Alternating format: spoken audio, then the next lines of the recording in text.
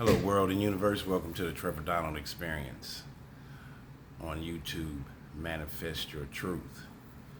And I have to ask the proverbial question: with all of this shoplifting and looting that's taking place all across the country, why has it been inevitable that 99% of what we are seeing on television and in the media has been young black youth that are entering these stores and just decimating and destroying them? 30, 40, 50 people are running into these stores and are just taking everything that they can, like we live in a third world country. And as an African American man in his mid 50s, this makes no sense to me whatsoever. It shines a bad light on us as a black culture, and I just felt in my heart the need to do a YouTube video based on how angry and disappointed I am in our young black youth.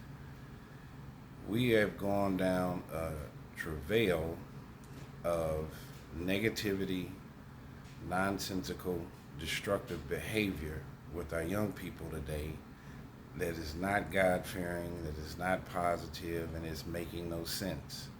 If you look at the looting that just took place in Philadelphia 2 days in a row, the looting that has taken place in Chicago, in California, it is a terrible scenario. And it shows us that in today's time, our young people are our future. But it's showing us that our young people don't think past the next minute and are not contributing themselves to a healthy lifestyle and environment, intellectually, psychologically. A lot of our young black youth don't want to go to school. Is this a result of the U.S. government dilapidating and removing all the resources out of our urban schools? Yes. Is this a lack of black fathers being in these black homes? Yes. Where are the uncles, the grandfathers? Where are the mentors and the leaders that we need in the black community to help navigate these young people in the right direction? It's almost as if we have an entire generation of lost souls. I have a 23, 24, and 28-year-old children, one boy and two girls, and guiding them in the right direction is of the most importance. That's our fiduciary duty as a parent, as a father, as a mother, as a grandfather, as a grandmother. And evidently, we're not guiding these young people in the right direction. This shoplifting and looting spree is going all the way across the country. And a lot of this, here again, the resources have been removed from the urban market, the schools, poor neighborhoods, poor morality, poor ethics, has all led to the complete denigration of us as a society. And we have to get back, grab these kids one child at a time, and teach them something positive. Another reason why all of this egregious criminal behavior is taking place is because of the heavy pressure that has been put on the police force over the last 10 or 15 years as a result of Black Lives Matter.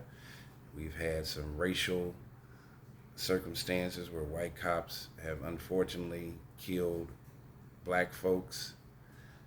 But if you look at the statistics, that happens less than 3% a year at a time.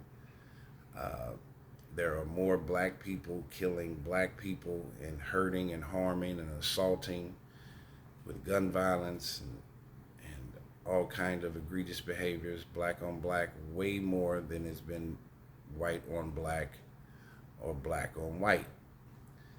So with Black Lives Matter, which put a stranglehold on the police force, yes, years ago, and there are times when white police officers have overstep their boundaries with their power. We've been dealing with that since the beginning of time here in America. But you can't go from, and there's a twofold responsibility. One is on the U.S. government and the police, because they went from doing way too much with racial profiling and some of the other egregious behaviors that they have committed against people of color, to now they don't want to do anything. And our legislators and our politicians, our local leaders, have voted for these lackadaisical laws.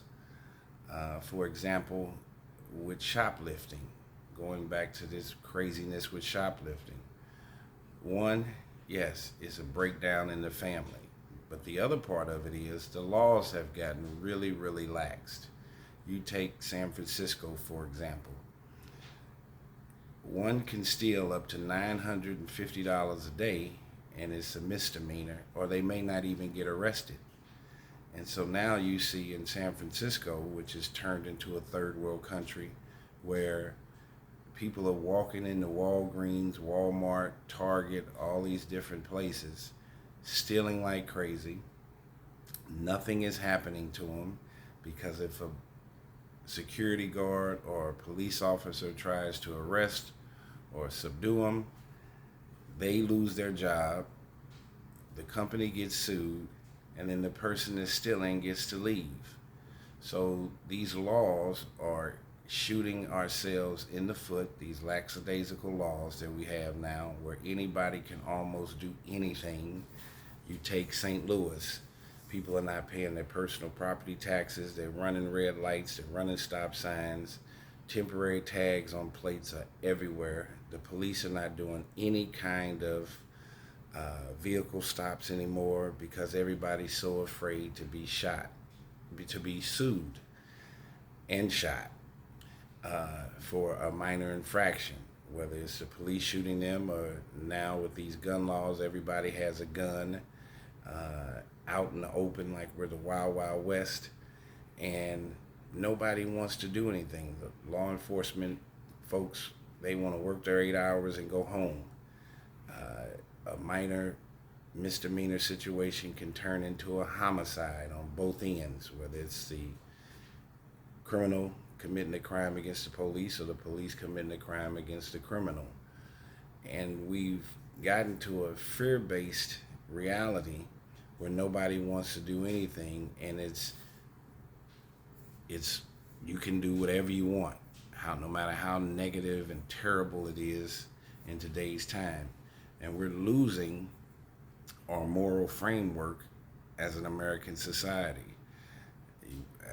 If anybody that follows me listens to my YouTube channel, the amount of homelessness that has taken place, the opioid crisis, mental illness, gun violence, all of these are pressures that are subduing the moral fabric of the United States of America and our country.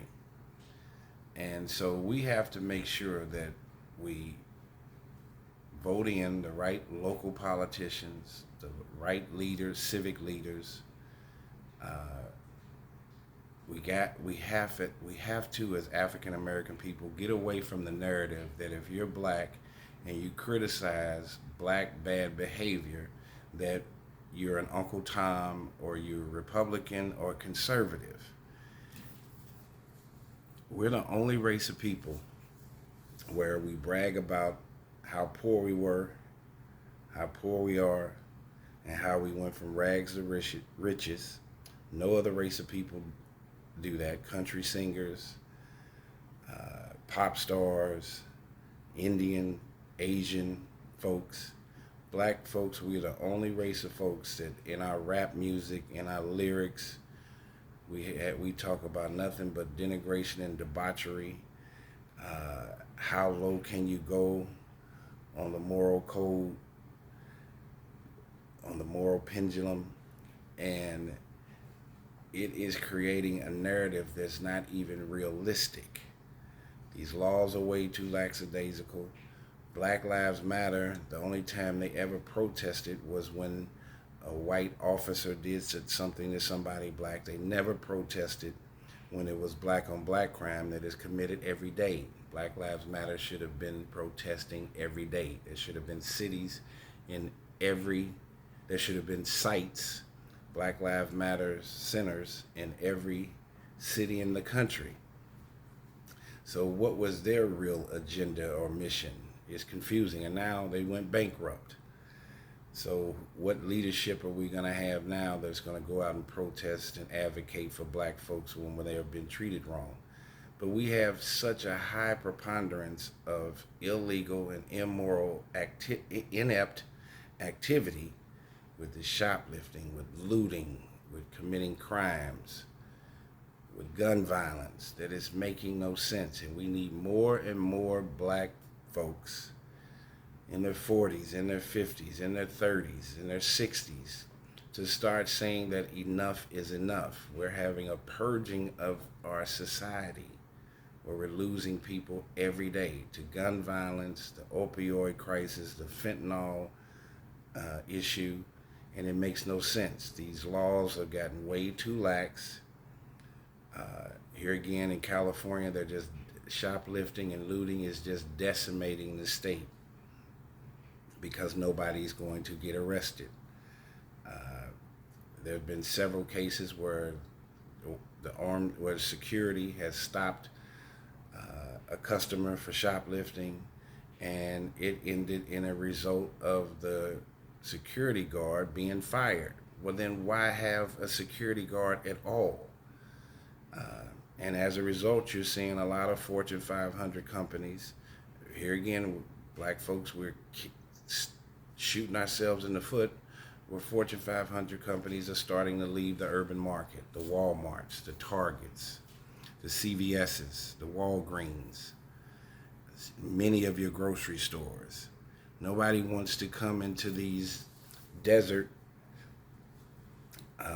cities and try to make a living when you have in the retail space something like $11 billion worth of retail theft last year or this year.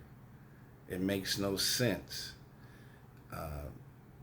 Where are you going to be able to go to shop if we continue to destroy the places that are trying to be there in our communities? And for you to speak your voice as a black man to say that enough is enough does not make you an Uncle Tom or pro-white or Republican or any of that nature. Right is right, wrong is wrong.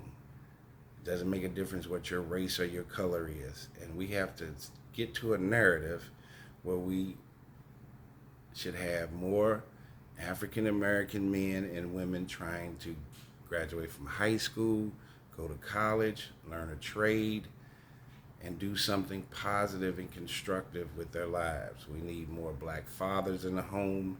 The deconstruction of the family is something that needs to end. We need to construct and lead our narrative in America into the right direction. We represent 13.5% of the U.S. population, but we represent 67% of the prison industrial complex population. All of the statistics, they do not lie. And now we have a narrative where black folks are not even afraid to commit crimes and go to jail. And we cannot have a fearless-based society. We have to get back to a state where there is a construct of positivity, doing the right thing, wanting to be a good person. The drug trafficking,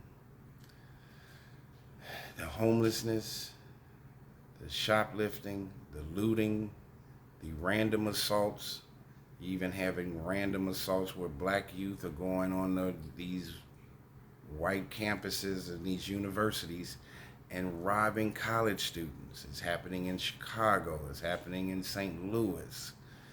They're robbing and killing people over iPhones. We have minimized life to almost nothing. It means nothing. Everybody just living for today, and we're not having any kind of futuristic design on what we want to do. This is as if these kids don't want to live to their 50, 60, and 70 years old. The world is changing. Manufacturing, distribution, and retail is changing. Where there are going to be more machine power than manpower.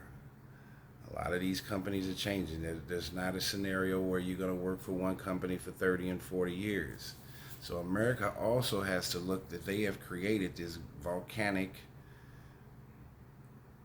eruption that is taking place right in front of our eyes by turning their back on their own citizens. There's a callousness from Capitol Hill all the way to the urban cities. And we have to figure out a way to get back to a healthy state. As I said, machine power is going to take over manpower. Where are the jobs going to be? Joblessness is at an all-time high, like homelessness. They're running parallel with each other. And we have to change that lexicon and that paradigm one by one. But I wanted to put up a YouTube video stating, as an African American man, that I am completely disappointed and ashamed and hurt to see all of this looting and shoplifting and random assaults that are taking place all throughout America on each other, on other races. It does not make any sense, and we are headed into a direction where we are driving each other to extinction.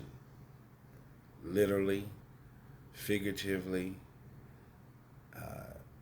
Now we have this big, large influx of migrants that are entering the country. That is going to be an issue. We still have COVID, that's an issue. But having an education, having a moral standard, an ethical standard, a spiritual basis behind you is a thing of old that should come back to be a thing of new. In the 50s, 60s, and 70s, black folks were together. And now we're so torn apart that it doesn't make any sense. So I need more and more mature 50-year-old black men to get on these social media platforms, to reach back and pick one black male, young black male at a time, one young black female at a time. Let's uplift them, let's point them in the right direction and lead them in the right direction that's faith-based and where you can have some longevity. We can start having one generation go to the next generation in a healthy, positive way instead of going backwards. We are going completely backwards. This chasm that we have here where we're so liberal that anything goes is destroying our country and is definitely destroying us as a black culture. There's nothing wrong with having a little conservatism. There's nothing wrong with telling your child that they are wrong when they're wrong.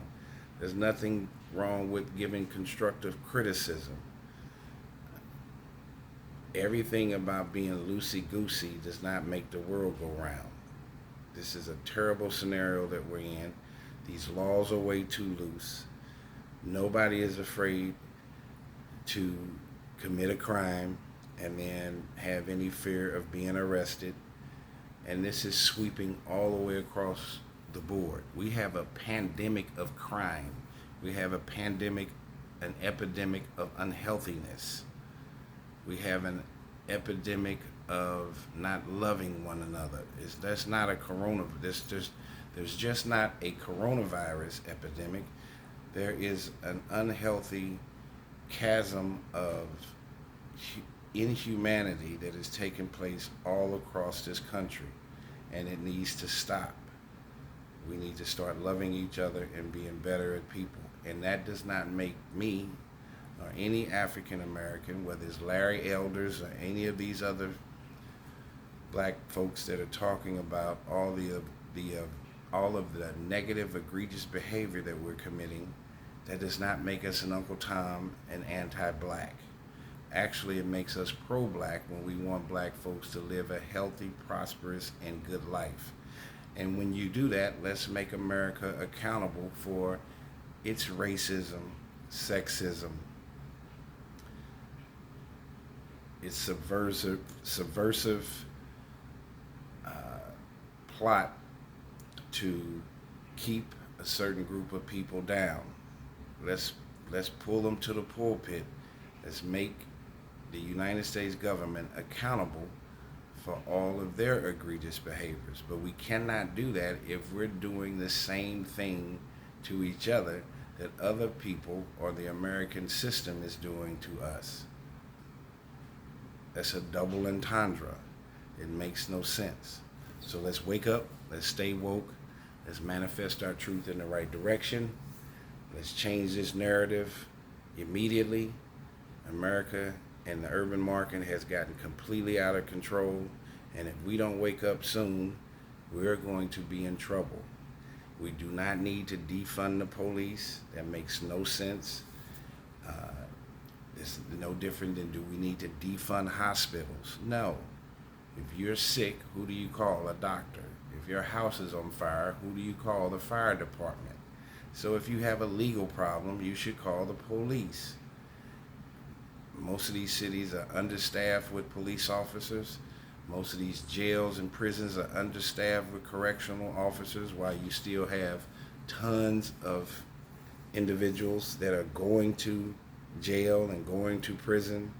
You have a high influx of people entering the penal system, but we have a decline in the number of people that are working in the penal system. It makes no sense.